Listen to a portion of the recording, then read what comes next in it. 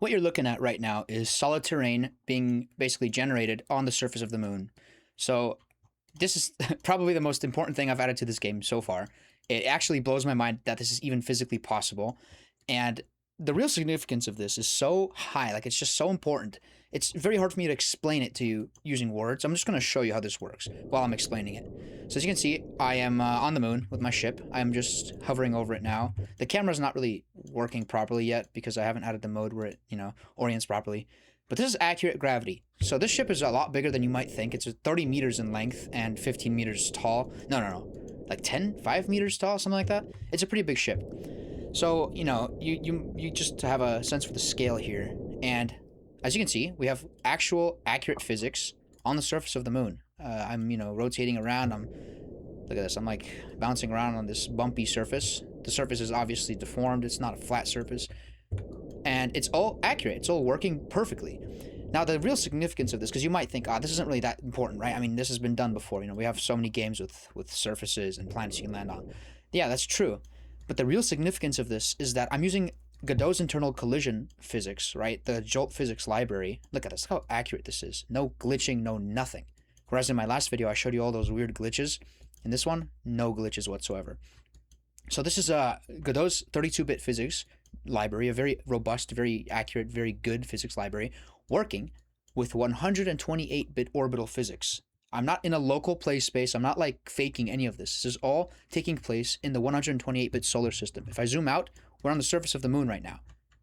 Yeah, it's not okay. You might see that like we're actually positioned a little bit over the moon. There's a reason for that, but it's fine. Yeah, so right now we are on the surface of the moon, and I zoom out all the way. You can see that we are in the solar system, and these collisions will work on any planet, even planet 9, which is super far away from the sun. In fact, I might actually test that next just to show you, just to prove it to you.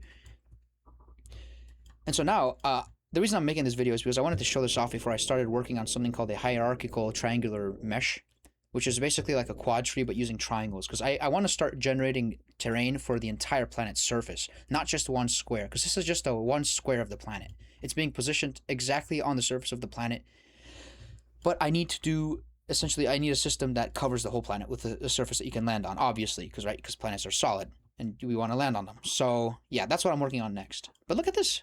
We have a surface. Like it actually works. This is just unbelievable. I'm gonna make a video soon showing off all the new changes to the game. There's been a lot of updates to this game since the last official update. As you can see, the UI has been improved thanks to a really good friend of mine who's probably watching this. Very, very nice, beautiful UI. Look at this, bro. I mean, come on. I could not have designed this in a million years. Especially the nav ball. Damn. The surface as well. But also, the physics and the control of the ship is very, very much improved. You can see there's 3 new modes. I'm going to show off the auto mode in just a second now. But orbital mode is the same as it used to be. We now have more options for SAS. And I've also added reaction wheels. Reaction wheels are really cool because they're actually accurate.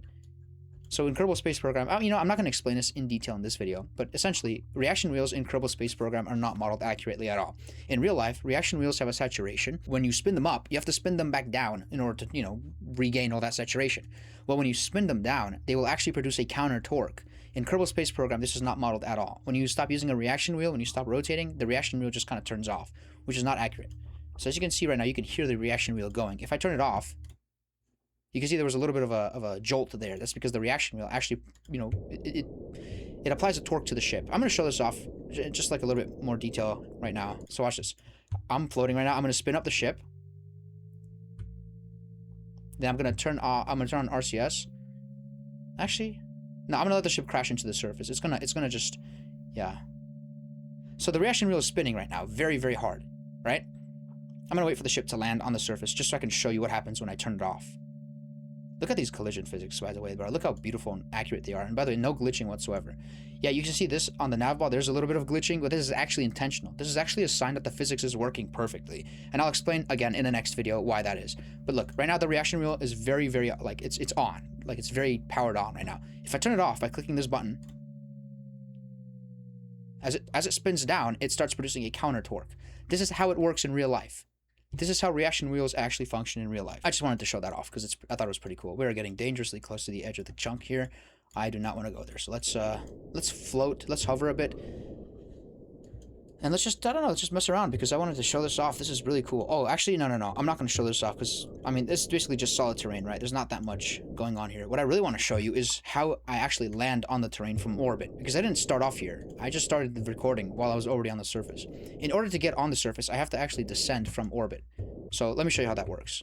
All right, so we are now in orbit. Yeah, the chunk is visible. It's not... Okay, the chunk is visible only because I needed it for debug purposes. All right, I've hidden the chunk. As you can see, we have a little asteroid here. He's my buddy. I also have him, like, I can collide with him as well. You can see that I've collided with it. I've pushed it. Yeah, no biggie there. Now watch what happens when I turn the ship on to autopilot mode.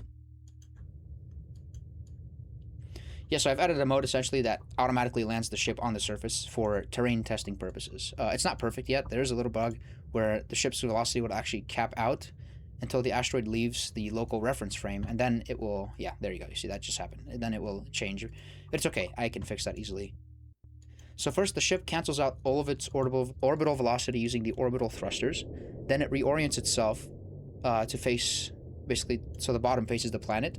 So these 4 blue surface thrusters start firing to descend the ship, basically. So they will actually, like... They will basically make it so the ship descends at a rate of around 20 meters a second. I don't really know how to change that. That's just part of the PID controller that I tuned. I have to improve this system a lot because it's kind of hacky right now. But it works. It gets the job done. As you can see, if I look at our minimap, our trajectory is now a straight line. If I speed time up a bit, you can see we start falling towards the surface. And the thrusters fire extra hard just to make sure we don't fall too fast. I'm going to speed up just a little bit more. Because I want... Okay, ready? And here we go. Boom. We have entered the terrain area. So right now, we are falling towards the terrain. This is like... I really wish I could explain the significance of this. It's such a big deal that this is working. As you can see, like, there's no glitching, no bugs, no nothing. We are descending towards the surface of the moon right now. I'm going to speed it up just a bit. And we are about to land on the surface. Now, it will actually stop at a dead hover a few meters over the surface. So, let's see. Yeah, it's going to stop at about 5 meters. It might actually hit the terrain. No, it won't. Okay. Yeah, you can see we are hovering over the moon. Isn't this insane? Now I'm going to turn off the orbital thrusters by going into orbital control mode. And bam. Turn off the reaction wheels. And we are here. Uh-oh. Oh, I didn't mean to do that. Oh, God. Okay. Whoops. No. Okay, we're going to fall off the terrain. We're going to actually fall off the terrain. Oh, my God. Okay, well, that's crazy. No. Let me see if I can't fix this. Okay, we're gonna actually fall. Like, we're gonna... Let me try to aim the ship so that we land back on the surface. Yeah, okay, there we go. If I fall off the terrain, I'm just gonna start falling through the moon. I'm gonna start falling through the moon and towards the core, which I do not want to do. But that's what I'm working on now. I'm working on actually adding surface to the rest of the moon, right? Not just this one little piece of terrain. I'm gonna make the entire surface a continuous flat thing. But yeah, here we are on the moon's surface. Turn off the SAS. And we are upside down. Well, that's great. It gives us a good view of the surface thrusters. As you can see, they are very blue. And the sun is directly overhead. Wait, I wonder what happens if I speed time up. Well, actually, no. If I speed time up, I'm going to get bounced super high. Yeah. Oh my God, bro. Yeah, that's a known bug. It's actually not a big deal. I don't really think it's so bad. I can fix it pretty easily. But yeah. In fact, let's see if we can't hover over the surface. Uh-oh. No. I don't want to fall. No. Ah. Okay. Whatever. Yeah, that's it. I just wanted to show this off. Thought it was pretty cool. I'm not going to do basically any editing to this video. I'm just going to leave it as is. It's not meant to be a very glamorous update video. It's just like a little, showcase of the terrain. But that's it, guys. I'll see you guys in the next one. Hopefully, I'll have a lot more to show off then. Hopefully, in the next video, I will have a continuous solid surface for the entire terrain, which would be insanely awesome. And as usual, I'm not using AI to make this. I mean, I am using AI to like research, which I think is fine. I'm not using it to generate this for me, right? This is all human-made. All the assets are human-made. Every UI element you see, everything is human-made that you're seeing on screen. It's humans. AI is only being used to like figure out the informational side of things. Like it's like research, math, and stuff like that. But that's it. Okay, so anyway, I'll see you guys in the next epic update video. Why is the asteroid underneath the surface? What is going on here? That is interesting. Okay, bye.